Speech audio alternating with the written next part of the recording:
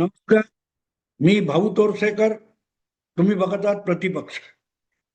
मित्रांनो, शीर्षक बघितलं तर तुमच्या एक गोष्ट लक्षात येईल की त्यामध्ये मी साफ साफ सांगितलंय की हा व्हिडिओ मी बनवतोय तो अभिजित दिपके या झुरळ पक्षाचे जे संस्थापक आहेत त्यांच्या पालकांची म्हणजे आई वडिलांची न घेतलेली मुलाखत. म्हणजेच ही मुलाखत खरोखरीची नाहीये. मी दिपकेच्या आई वडिलांना भेटलेलो नाही किंवा त्यांची माझी भेट झालेली नाही किंवा त्यांच्या माझ्यात कुठलाही संवाद झालेला नाही, पण तरीही मी त्यांची मुलाखत घेतली आहे अशा स्वरूपाचा हा व्हिडिओ आहे. त्यामुळे हा खरा व्हिडिओ नाही, हा कल्पना विलास आहे हे लक्षात घ्या. आणि हा कल्पना विलास करावा असं मला का वाटलं ते आधी सांगतो. की दिल्लीतून लोकांनी ज्याला हाकून लावला असा झुरळ पार्टीचा संस्थापक अभिजित दिपके 4 दिवसात दिल्लीहून हात हलवत सीझन 2 जंतर मंतर सीझन 2 वगैरे बोलणारा अभिजित दिपके आणि त्याचे सवंगडी हळूहळू करत दिल्लीतून पांगले. कारण ढुंगणावर लाथ मारून दिल्लीच्या नागरिकांनी यांना दिल्लीतून हाकून लावलेलं आहे. हाकून लावलेलं आहे. कारण सरळ आहे की झुरळ ही घाण असते आणि अशी घाण जी गेल्या महिन्याभरामध्ये दिल्लीकरांनी अनुभवली, अशी घाण आपल्या पुढच्या पिढ्यांना आणि त्यांच्या संस्कारांना आणि त्यांच्या जगण्याला कीड लावून त्याची पार नासाडी करून टाकेल. तर अशी कीड आपल्याकडे नको म्हणून दिल्लीकरांनी यांना हाकून लावले. कांगावा करणं हा तर अशा लोकांचा नेहमीच बाणा असतो. त्यामुळे बघा, आम्हाला दिल्लीत बैठक घ्यायची होती पण आम्हाला बैठक घ्यायला हॉल मिळत नाही कारण हॉलवाल्यांना भाजप आणि सरकारकडून दमदाटी केली जाते असा कांगावा करून झाला. अरे तुमची लायकी काय? कुठचीही रोगराई आपल्या घरात कोणी घेत नाही. कोणी घेत नाही. आत्ता आत्ता 4-5 वर्षापूर्वीपर्यंत अवघ्या जगाने करोना नावाचा अनुभव घेतलेला आहे. करोना काय होता? लोक आपल्या घराबाहेर पडत नव्हते, कोणाला आपल्या घरी येऊ देत नव्हते. का देत नव्हते? त्याच्याबरोबर तो कोविड-19 नावाचा व्हायरस येईल, विषाणू येईल आणि आपल्याला मरावं लागेल. त्यापेक्षा 2 गज दुरी, मास्क जरुरी. अशा लोकांबरोबर बोलू नये, अशा लोकांना 4 हात दूर ठेवावं. अशा रीतीने आपण कोविडला सामोरे गेलो. नेमकी तीच गोष्ट झुरळ पार्टीची सुद्धा आहे. या लोकांनी पुढच्या पिढीला, तरुण पिढीला, जेनझी म्हटल्या जाणाऱ्या पिढीला किती कीड लावली आहे ह्याचे शेकडो व्हिडिओ उपलब्ध आहेत. ज्यांना साधी सरळ सभ्य भाषा बोलता येत नाही, शारीरिक आणि गलिच्छ पद्धतीच्या शिव्या या त्यांना प्रतिष्ठित वाटतात आणि यांचे नेते परत उजळ माथ्याने सांगतात की गाली गलोच अपराध कम हुआ. सभ्य समाजामध्ये सार्वजनिक ठिकाणी जे शब्द वापरू नयेत ते अगदी कॅमेऱ्यासमोर अभिमानाने, कौतुकाने बोलणाऱ्या मुली आणि मुलं आपण बघितली. हा कॉकरोच जनता पार्टी नावाच्या व्हायरसचा प्रादुर्भाव आहे आणि म्हणून तो प्रादुर्भाव जंतर मंतर पर्यंत मर्यादित होता. ठीक आहे. त्या चीन मधल्या जिथे कोरोनाचा उद्भव पहिल्यांदा झाला त्या वुहान शहराला सगळ्यात पहिल्यांदा लॉकडाऊन करून तो बाहेर जाऊ नये याची काळजी घेतली गेली. तरीही थोड्या कमी अधिक प्रमाणात तो जगभर पसरला. तसाच तो जंतर मंतर पर्यंत मर्यादित होता. तेव्हा लोकांना काही वाटलं नाही. पण ज्या वेळेला ही माणसं दिल्लीत किंवा इतरत्र उजळ माथ्याने वावरायला लागली तेव्हा दिल्लीच्या लोकांनी सावध होऊन जर यांचा बंदोबस्त सरकार किंवा पोलीस आणि प्रशासन करत नसेल तर आपण यांचा बंदोबस्त केला पाहिजे. म्हणून एका पार्कामध्ये बैठक घ्यायला गेलेले हे अभिजित दिपकेचे जी झुरळं होती त्यांना दिल्लीच्या त्या नागरिकांनी, रहिवाशांनी पळवून लावलं. इथे नको, चालते, नाही तर मार खाल. शेवटी पोलीस संरक्षणामध्ये यांना त्या कॉलनीतल्या पार्क मधून बाहेर पडायला लागलं आणि जंतर मंतर सीझन 2 तिथेच बारगळला. कौतुकाने सीझन 2 म्हणून जो मीडिया नाचत होता ती मीडिया मधली झुरळ सुद्धा विसरून गेली. झुरळ सीझन 2, सीझन 20 काय झालं त्याचं? आता कुठे कुठे गावागावात जाऊन तिथल्या शाळा सुधारणं, हे जेव्हा बघितलं आणि त्यावर सुद्धा अभिजित दिपकेचं कौतुक जे काही मीडिया दाखवत होता, त्यावरून माझ्या डोक्यात आयडिया आली की ज्या बातम्या मी बघितल्या, खरोखरच संडासात चप्पल बुडवून असल्या पत्रकारांना लोकांनी मारलं पाहिजे. जे काय अभिजित दिपकेचं हिंगोलीमध्ये कुठल्या तरी पिंपरी संतूक काय कुठच्या गावामध्ये जाऊन गावातल्या शाळेचं कौतुक मीडियावर दाखवलं गेलं, ते दाखवणाऱ्या पत्रकारांना लोकांनी झोडपून काढलं पाहिजे. कारण असे पत्रकार सामान्य प्रेक्षकाला मूर्ख समजत असतात आणि मूर्ख बनवायला बघत असतात. आणि म्हणून मला वाटलं की अभिजित दिपकेच्या मात्या पित्याची, जन्मदात्यांची एक न घेतलेली मुलाखत नावाचा व्हिडिओ केला पाहिजे. कारण तिथे जे काय अभिजित दिपके बरळला आणि जे काय कॅमेऱ्यातून चॅनेलवाल्यांनी दाखवलं, त्या खिडकीला उपमुख्यमंत्र्याचं कुठलं तरी पोस्टर चिकटवलं होतं. तिथे मुलांना काय ते वॉशरूमची सोय नव्हती, टॉयलेटची सोय नव्हती. मग अभिजित दिपके काय बालपणापासून 30 वर्षाचा होईपर्यंत अमेरिकेतच होता का? अमेरिकेच्या शाळेत अभिजित दिपकेचं बालपण गेलं का? मी त्याच्या वडिलांची कधीतरी ते जंतर मंतर चालू असताना मुलाखत बघितली. माझं नुकसान होतोय, तो माझा फोन उचलत नाही, मी 60-65 हजार रुपये पगार आहे, पण मी 90 लाखाचं कर्ज काढून याला उच्च शिक्षणासाठी पाठवला. याचा अर्थ तो इथे जन्माला आला ना, त्याच मराठवाड्यामध्ये, त्याच महाराष्ट्रामध्ये, त्याच भारतामध्ये तो जन्माला आला ना.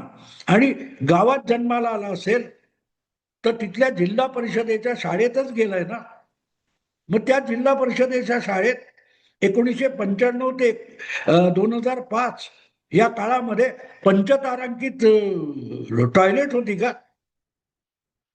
आज अभिजित दिपके दाखवतोय की बघा बघा बघा इथे कसली टॉयलेट आहे. अरे, आज अशी टॉयलेट झाली का? आणि मोदी पंतप्रधान होण्याच्या आधी अगदी पंचतारांकित टॉयलेट होती.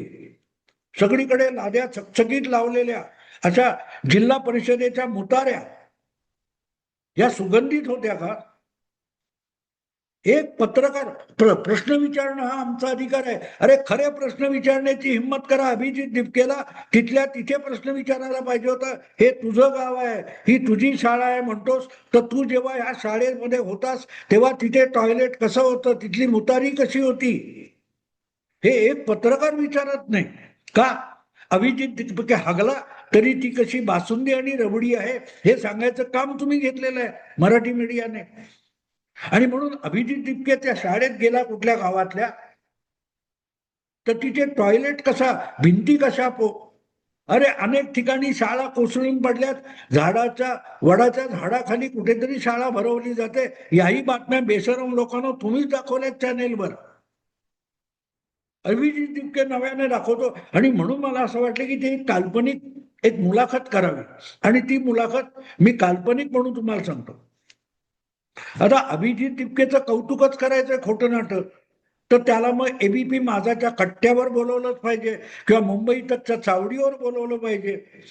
पण आता दोघांना सगळ्यात आधी दाखवायचे म्हटल्यानंतर अभिजित दिपकेच्या आईला आणि वडिलांना एकाच वेळेला चावडी आणि कट्ट्यावर बोलवण्यात आलं. आणि तिथे जो त्यांच्यातला प्रेमसंवाद झालेला आहे, आपल्या पर जगत विख्यात असा पराक्रमी जो अभिजित नावाचा मुलगा आहे, त्याच्या बालपणीच्या गोष्टी साहिल जोशी आणि राजीव खांडेकर विचारतायत अशा स्वरूपाची एक कल्पना करा.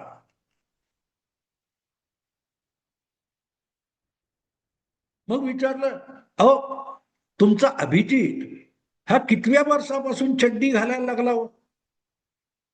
त्याच्या आधी त्याला लघवी लागली तर तो काय करायचा व कुठल्या टॉयलेटमध्ये जायचा?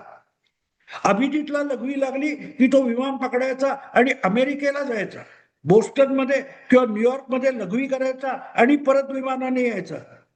हे त्याच्या आईचं उत्तर असू शकेल. आपल्या मराठी मीडियामध्ये आणि मराठी चॅनेलवरच्या बातम्यांमध्ये जर अभिजित दिपके याच्या बालपणीच्या लघवी संबंधीची बातमी करायची असेल तर बातमी कशी असेल? अभिजितच्या आई म्हणाल्या की नाही, आमच्या अभिजितला लघवीला लागलं की आम्ही ताबडतोब त्याला विमानाने बोस्टनला पाठवायचो आणि बोस्टनच्या मुताऱ्या भरलेल्या असतील तर आम्ही त्याला न्यूयॉर्कला पाठवायचो. मग तो न्यूयॉर्कच्या काय त्या हडसन नदीमध्ये लघवी करायचा आणि परत यायचा.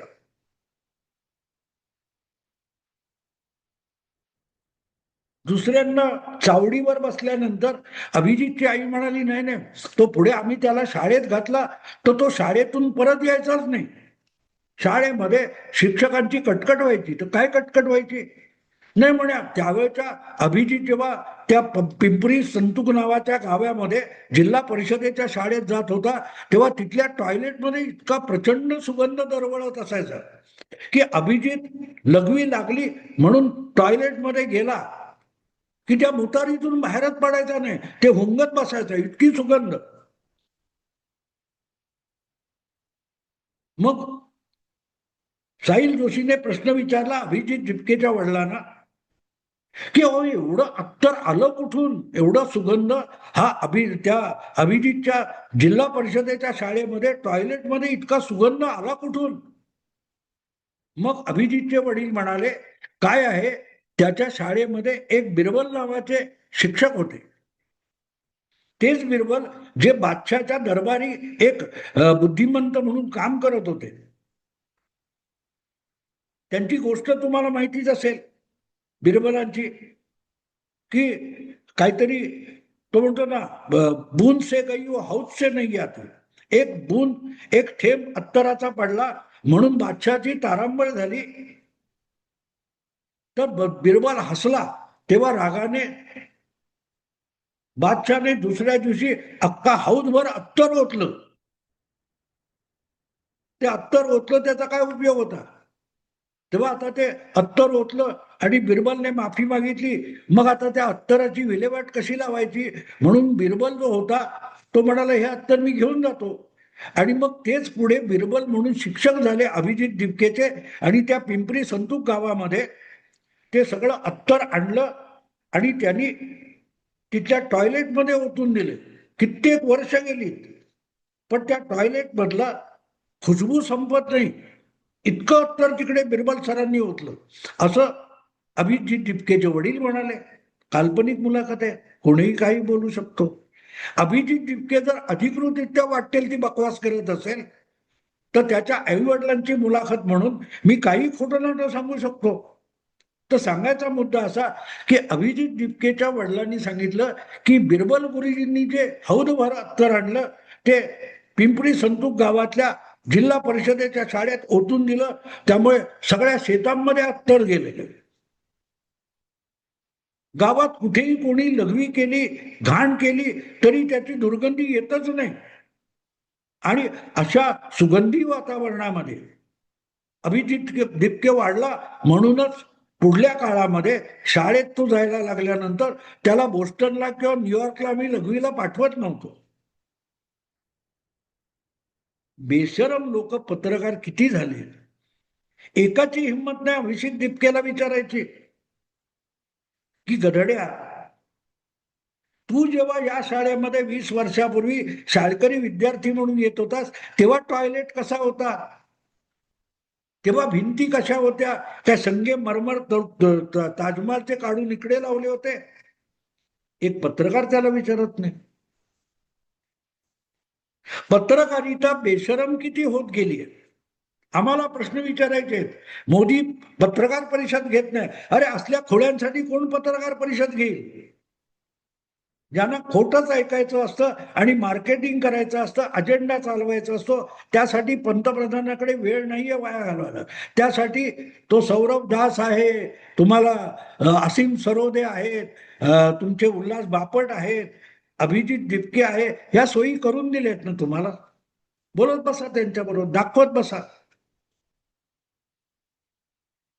अभिजित दिपकेच्या जन्मदात्यांची, पालकांची ही म्हणून काल्पनिक मुलाखत करावी असं मला वाटलं. कारण मला ती सगळं अभिजित दिपके गावात गेला आणि बघितलं आणि ते काय काय बघून, अभिजित दिपके भडकले, अभिजित दिपके तडकले, अरे एक डोकं ठिकाणावर ठेवा. महाराष्ट्राच्या कानाकोपऱ्यातल्या कुठल्याही खेड्यात गेलात तर यापेक्षाही भयंकर शाळा आहे, आणि इतकं दूर जायची गरज नाही. मुंबई, ठाणे, कल्याण किंवा पुण्याच्या कुठल्याही जिल्हा परिषद महापालिका शाळेत गेलात तर हीच अवस्था बघायला मिळेल. महिनोन महिने सार्वजनिक मुताऱ्या साफ केलेल्या नसतात, म्हणून सुलभ शौचालय नावाचा उद्योग करावा लागला. पण वास्तवाशी पत्रकारितेचा संबंध काय उरलाय? आज मार्केटिंग जरांगेंचं करायचंय तर जरांगेंची काय ती ठेचा भाकर त्याचं कौतुक करत बस. जरांगे कडाडले, दडबडले, कडमडले. आता हळूहळू करत ठिपकेचं वारं कमी होतंय तर जरांगे पाटील बाहेर काढलाय. करत बसा बाळांनो, करत बसा. शेवटी जसं दिल्लीच्या नागरिकांनी थप्पड मारून, बेदम बडवून, धक्के मारून या झुरळ पार्टीला दिल्लीतून हाकून लावलं, तसं हळूहळू मराठी पत्रकारांना लोक रस्त्यात मारणार आहेत. अशा पद्धतीचा अजेंडा लोकांना आता कंटाळा आलाय, आणि त्यामुळे माईक घेऊन आला मार्याला का? नाही नाही, हा पत्रकार आहे ना, हा अजेंडावर आहे, मार्याला. लोक तुम्हाला रस्त्यात मारतील, मारतील. तेव्हा मित्रांनो, अभिजित दिपके, त्याचं बालपण, त्याची लघवी, त्याला येणारा सुगंध, तो हुंगत बसू देत मराठी पत्रकारांना. आपण थांबू.